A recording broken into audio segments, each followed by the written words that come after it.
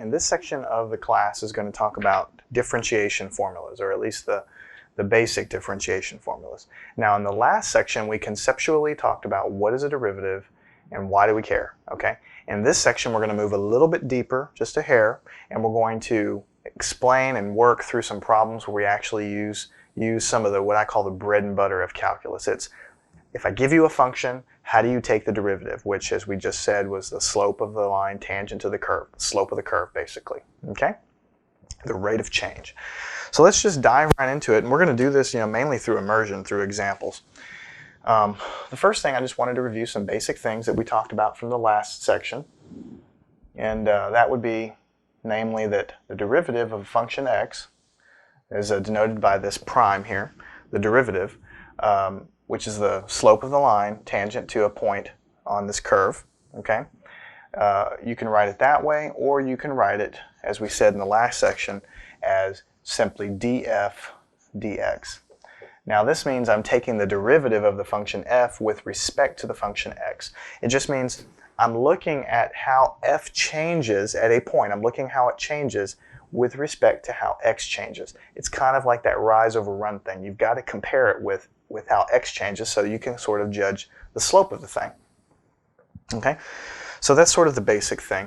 Now as we go through here, I'm going to write a few kind of properties on board, properties of the derivative over here, and I'm going to try to leave them up for the most part, and we're going to work some problems over on the other side over here. Okay, so the first one is the derivative with respect to x, you can write it as d dx here, is almost like a fraction, of a constant, that's what c means, is 0. That's kind of like a property, okay? What does that mean? Well, it means, remember the definition of a derivative. Derivative is the slope. How fast does something change? What's the slope of it, okay?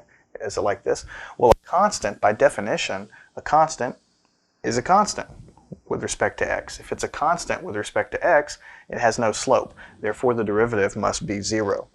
So that's something you're going to remember as you work problems. The derivative of a constant is 0. It's just one of those things like in, when you're 5 years old, you learn 2 plus 2 is 4. Well, that's the way it is. Well, the derivative of a constant is 0. It's a basic thing you're just going to have to remember. And you will remember because I promise you'll be doing it all the time. So an example of that would be, let's say f of x is equal to 5. This is a function, a very simple function. Well then, the derivative of f of x, which is the same thing as saying df with respect to dx, the derivative of f with respect to x is just a big fat 0 because the derivative of a constant is 0. So that's an example related to that property. Now what if we had the derivative, again, with respect to the independent variable x, of something a hair more complicated? What if we had a constant times a function of x? What would that equal to?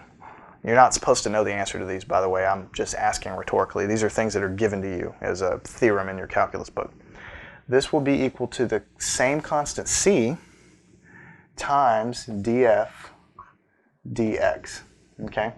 So what it means is if you're taking the derivative of some quantity that's like a number times a function of x, well then you just pull the number out and then you take the derivative of the function, and that's what it is.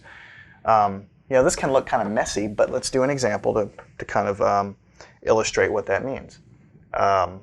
If I had f of x is equal to 5x, okay, then if I were going to take the derivative, remember here I have a number times a function of x.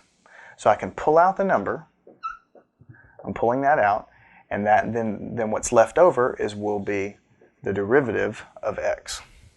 So I pull out the number, and then I take the derivative here, and then this is the answer. Now, I have not told you how to take the derivative of this yet, so I'm not going to give you the final answer, okay?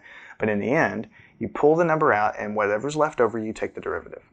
I promise you, you will not have to end up memorizing these properties, these particular properties, because they will become second nature.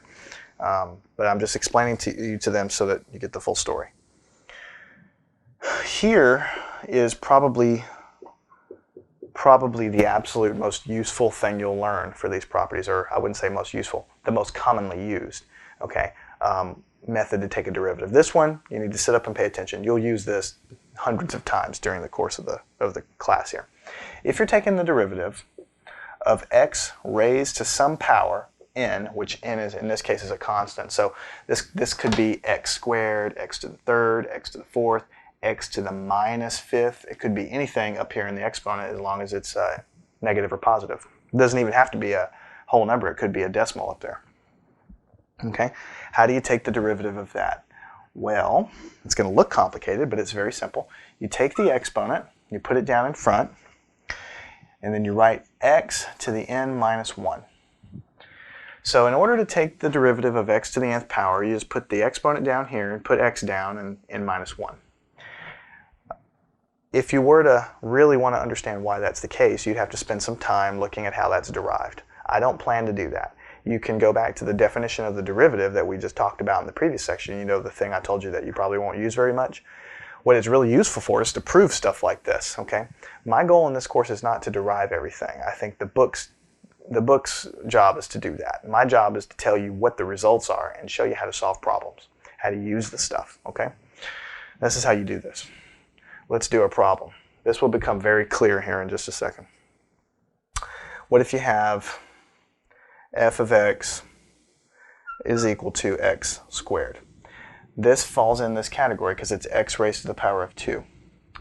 Then simply f prime of x, which is the derivative, is 2. I pull the exponent down times x, and in the exponent I have 2 minus 1, which is just like this, which is just 2x, because 2 minus 1 is 1, x to the 1 is x. So all you do is you take the exponent, you pull it down, you write x, and then in the exponent it's just, in this case, 2 minus 1, which is 1. So that's the answer to that.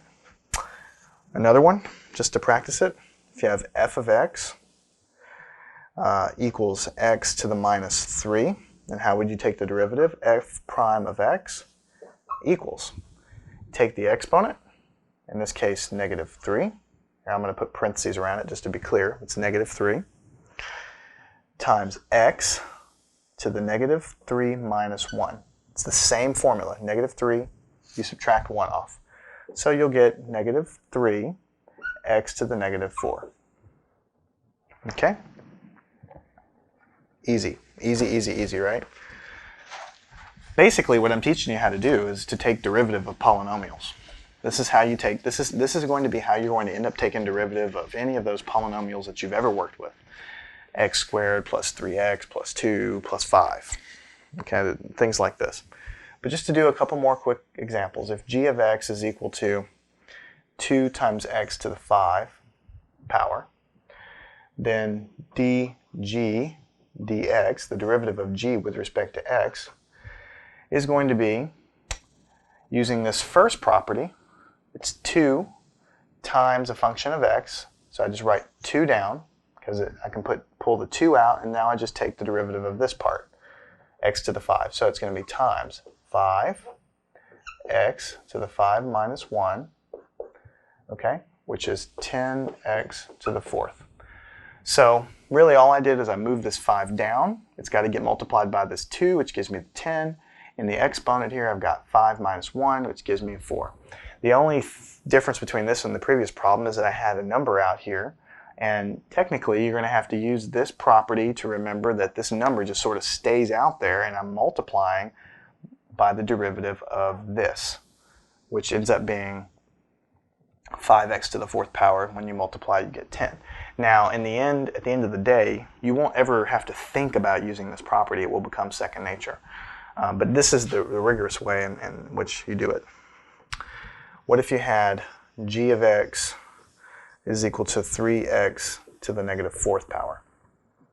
Well, then g prime of x is simply going to be 3, just stays out front, just like this tells you, times.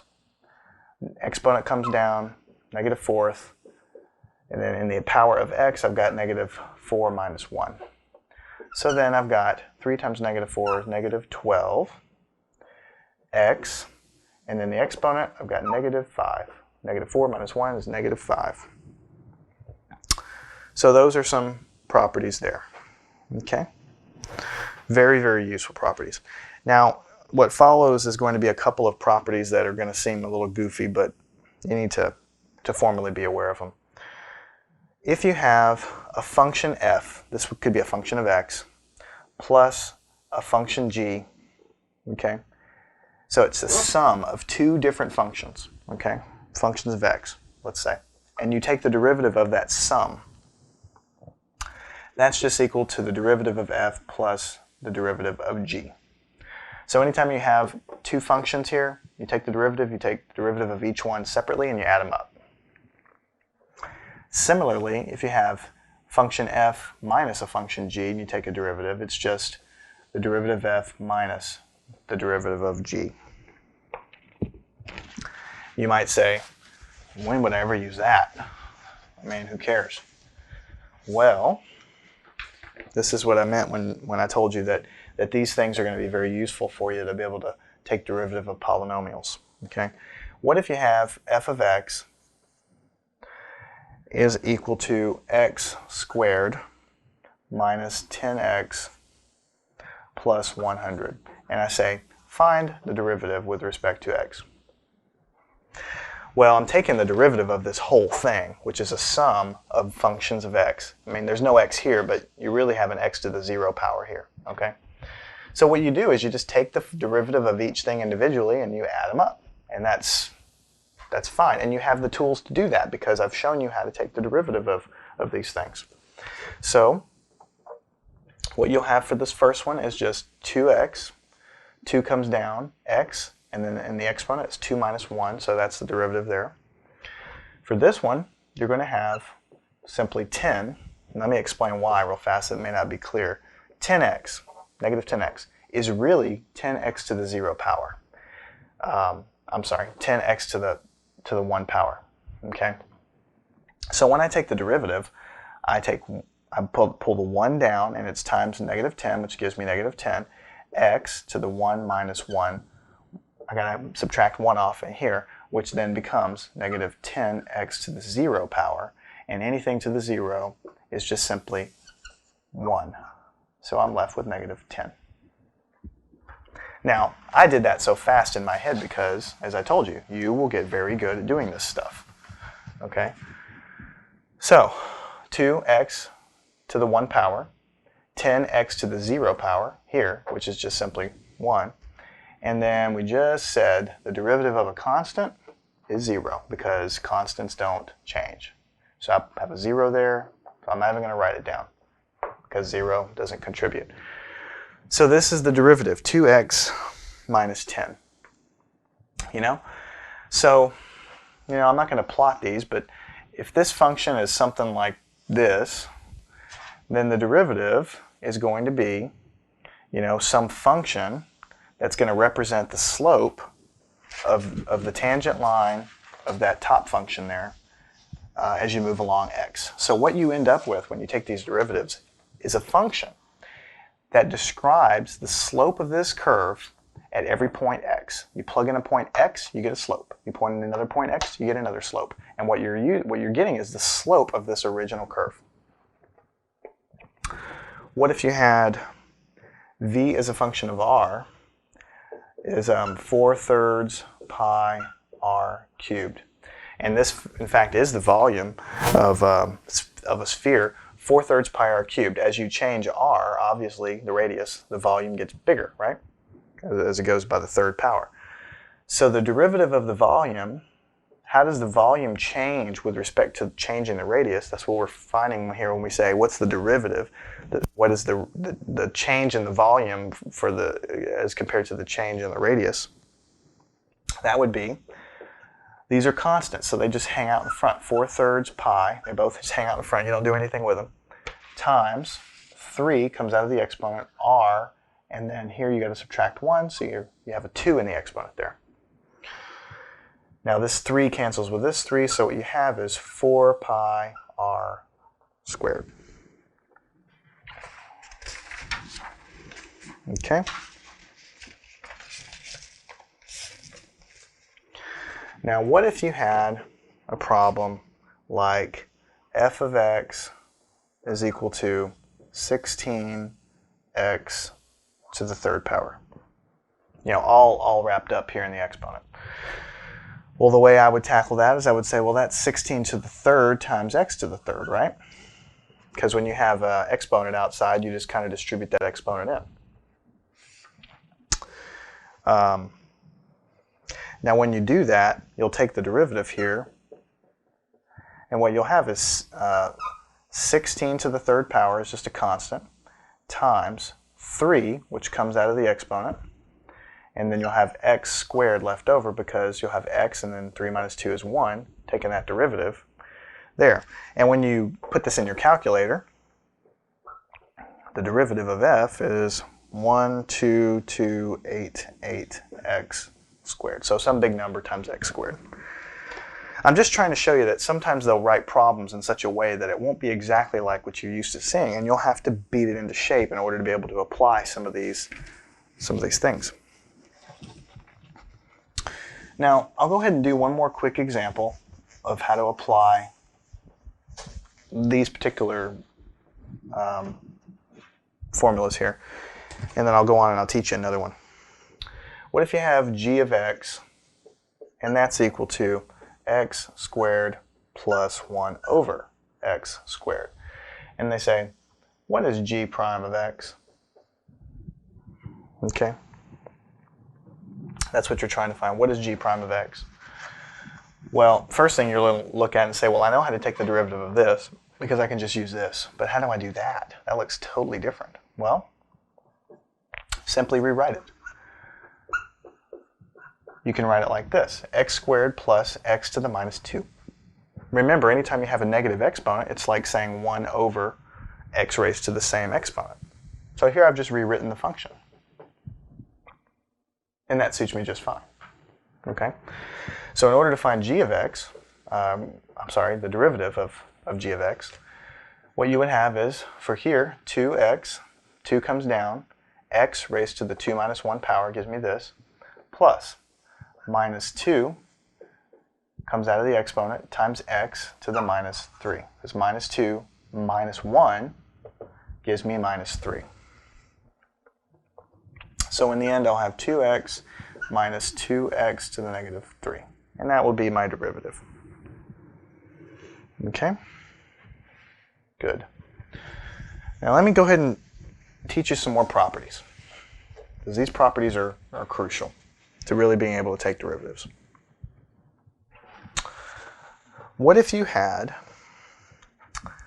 a function f times a function g, and when I say a function, I mean these are each functions of x, and you're going to take the derivative of that product there.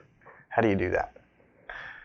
What you do is you have the first function times the derivative of the second function, plus the second function times the derivative of the first function. So the way I remember it when I see it down on paper is the first times the derivative of the second plus the second times the derivative of the first. And that's what this is saying here, there. First times the derivative of the second plus the second times the derivative of the first. That's how I remember it. Now, what would be an example of that? Okay, what if you had something like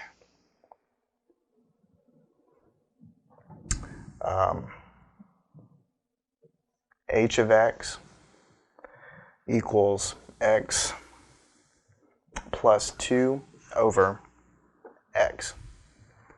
Well, at first you might say, that's division. That's not multiplication. But you can rewrite this, you see, as x plus 2 times 1 over x. Now I've got a function of x times a function of x, which is this. So in order to find the derivative, h prime of x, and this is exactly how I think about it when I work problems. I say first, which is x plus 2, okay, times the derivative of the second. But the problem here is that doesn't look like you know how to take the derivative of it. So you can further rewrite this, and you can say that this, let me just do it more clearly here. This is simply equal to x plus 2 times x to the negative 1. I'm just rewriting that as x to the minus 1. So if I'm taking the derivative, okay, I can say it's the first x plus 2 times the derivative of the second, which is minus 1 times x to the minus 2. Negative 1 comes out times x, and then the exponent is negative 1 minus 1, gives me negative 2. First times the derivative of the second plus the second, x to the minus 1, times the derivative of the first. Now the derivative of the first here is just going to be 1, because the derivative of this is x to the first power. The 1 comes out, and that's what I have here. Okay, but then I'll have x raised to the 1 minus 1 power, because I have to do this, which is just 0, x to the 0, which again goes to 1. So the derivative of x is just 1. Okay? The derivative of x is just 1. Okay? Now the derivative of 2, this is just a constant. Derivative of a constant is 0. Okay? So here is basically the answer. I just have to simplify it. Okay, so let's go ahead and do that. Let's simplify it. What I have here is going to be negative x plus 2 over x squared. I just have the negative out front, x plus 2, put the x squared on the bottom because it's a negative exponent. Okay, and then over here, this is going to be plus 1 over x, which is this guy right here, 1 over x. Okay, so that's an example of how you would apply this guy right here. The first times the derivative of the second plus the second times the derivative of the first. Now we need to go over one more pretty important property, and that is going to be, what if you have a function of x divided by a function of g, a function of x divided by a function of x, and I take the derivative. So here I've multiplied two functions, and this is what I have to do, and here I divide two functions. What do you have to do there? Okay, well, what it is, and this is exactly how I remember it, it's the bottom times the derivative of the top minus the top times the derivative of the bottom over the bottom squared. That one by far is the most complicated little rule that we've learned so far. Okay, it's the most complicated little rule that we've learned so far. F divided by a function divided by a function, it's the top, the bottom one times the derivative of the top minus the top times the derivative of the bottom squared. You will use these enough where you really aren't going to have to spend too many brain cells to do it. But that's what you have here. Now, an example of that would be, what if you had t of x is equal to x to the 5th power divided by x to the 3rd power minus 2. Now, there's more than one way to skin a cat, okay? So we could break this out as x to the 5th times 1 over x to the 3rd minus 2. And I could use this formula then, f of this function of x times this function of x. Okay? And in fact, that's exactly how you derive this formula. Okay? If you go through that exercise, you'll get that answer down there. But we're going to use this one. And so what we're going to need to just recall then is this top function here, this is f, and this bottom function here, this is g. So as we go through it, we're going to have to remember that. So t prime of x equals the bottom, which is x to the 3rd minus 2, okay, that's the bottom, times the derivative of the top, which is 5x to the 4th. 5 comes down, x to the 5 minus 1 power gives me a 4. I use this formula right there to take the derivative of the top. So bottom times derivative of the top, that's what I've done, minus the top, which is x to the 5th. I go ahead and put parentheses around these to make it clear, minus the top times the derivative of the bottom. Derivative of the bottom, this term is 3x squared. 3 comes down, x to the 3 minus 2 power. The derivative of a constant, this negative 2 here, is simply 0, so I don't have to do anything else. So bottom times derivative of the top minus the top times the derivative of the bottom over the bottom squared. So this is the whole enchilada on the bottom. Everything squared. Okay. So what do we have on the top? T prime of x. On the top, we have to distribute the stuff in and multiply the stuff out, and hopefully it simplifies. So what we have here, 5x to the 4th times this, x to the 3rd, is 5x to the 7th power. This term times this term, minus 10x to the 4th power. This term times this term. 2 times 5 is 10. You get the negative sign, x to the 4. And then finally minus this term times this term is just 3x to the 7th. Okay? And on the bottom, you've got x to the 3rd minus 2 squared. So in the end, you're going to have t prime of x. You can simplify these terms. 5x to the 7 minus 3x to the 7 is just 2x to the 7. Because 5 minus 3 is 2, and you carry along your x to the 7, minus 10x to the 4th power. And then on the bottom, you still have your x to the 3rd minus 2 squared. Okay. Now, you can continue simplifying that if you want. You could pull an x out, and you can try to do some other things. But in the end, that's basically the answer. How far you want to go as far as simplification, if you want to pull something out on the top, is kind of up to you and kind of up to what you want to do. But I mean, I'm perfectly happy with this. You could also expand this denominator and you'll get something big, but it's not going to really get much simpler than that. So this function is a derivative of this function. Now you can see how we're getting more and more complicated. At first, we started out with just some graphs and me explaining exactly what a derivative is. And then we had a constant line and what's the derivative of that. And then we had, well, here's basically the formula for how do you take the derivative of x raised to a power and so on. And then we had, well, what happens if you have two functions added together, and what do you do there, and what if they're multiplied together, and what if they're divided by together? So you have a few, a handful of things that you need to know how to do. And if I have to give you one piece of advice, it would be take your time, okay? Write down everything with parentheses, keep your signs very consistent. Don't try to skip steps. Don't try to do too many things in your head. You will miss a sign, okay? And when you do, you will get the entire problem wrong, because the whole thing will be wrong when you miss a sign error somewhere.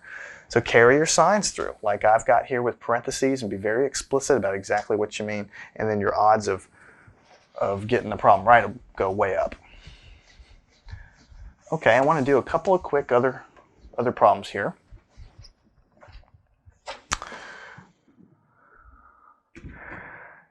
Just to kind of drill this stuff in. What if you have y is equal to x plus the 5th root, that's what I mean by the 5 up here, of x squared? Okay. What do I mean? How do I take the derivative of this? Well, you might look at that and say, wow, that is nothing like that is on the list. Well, go ahead and try to simplify it. Maybe you can get it into the form of something kind of like that. X plus, well, what would this be? X squared raised to the 1/5 power, maybe? Because the 5th root is just like the 1/5 power. You should remember that from your algebra, and you still have the x squared in here. So really, this is just equal to x plus, and when you have an exponent raised to an exponent, you multiply them. So this is just x to the 2/5 power. Okay? Now looky here, you have a function of x plus a function of x. Each time x is just raised to a number, so I can use this guy, and then I can calculate the derivative. So y prime, derivative of y, is equal to, what's the derivative of this first term? Well, it's simply going to be 1, because you have a 1 in the exponent, that would come down, then you'd have x to the 1 minus 1, because I have to subtract 1 off, which would give me 0, and the whole thing would go to 1, because x to the 0 power is 1, so in the end, you have a 1. This is probably a good place to go ahead and tell you that basically anytime you see the variable by itself with nothing else going on, you're pretty much going to just take whatever number's out in front, and that's the derivative of it. And you'll see these patterns as you work problems. Plus, what's the derivative of this one? Take the exponent, put it down, 2/5 x, okay? And then what you're going to have in the exponent is 2/5 minus 1. That's in the exponent. So then this is just 1 plus 2/5 x. Now here I want to simplify this. So I'm going to have 2/5 minus. I'm going to rewrite 1 as 5 over 5. because 5 over 5 is 1. I haven't changed anything. I've just made it easier to do these fractions here. So y prime is 1 plus 2/5 x. 2 minus 5 is negative 3/5. I'm just subtracting the top, and the bottom stays the same because obviously when you're doing fractions, the bottom stays the same. 2 minus 5 is negative 3. So that would be the answer. 1 plus 2/5 x to the negative 3 over 5. So that's the answer to that problem. This is why I say you really need to work problems. I encourage you to work these problems that I'm doing here. Pause the video, go back and work them, and pull your book out, work a lot of those problems. Guarantee you'll do good on the test. What if you have something a little bit more complicated? Y is equal to x times the square root of x plus 1 over x squared times the square root of x. And how the heck do you go about doing that? Well, the first thing is you just try to get rid of all these radicals and put them in terms of exponents. So you have x times x to the 1/2, right?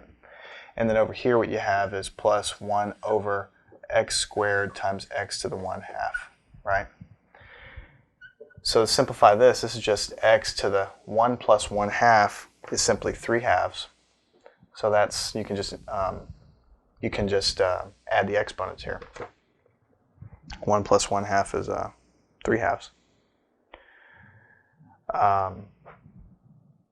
And then for the next term, you'll have 1 over the same, almost the same thing. You'll have x to the, if you want to add these things up, what you really need to do is, if you really want to do this right, unless you can do it in your head, is you'll change this to 4 over 2 times x to the 1/2. And that makes it easier to add these fractions together. See, here is x squared, but I changed it to x to the 4 over 2 because that's the same thing. 4 over 2 is 2, so I really haven't done anything to the problem. I've just changed it a little bit to make it easier. So in the end, what you'll have is x to the 3/2 plus 1 over, now I can add them, 5/2, x to the 5/2. And some of you may be able to do that in your head. 2 plus half is 2.5, and that's the same thing as 5/2. Okay?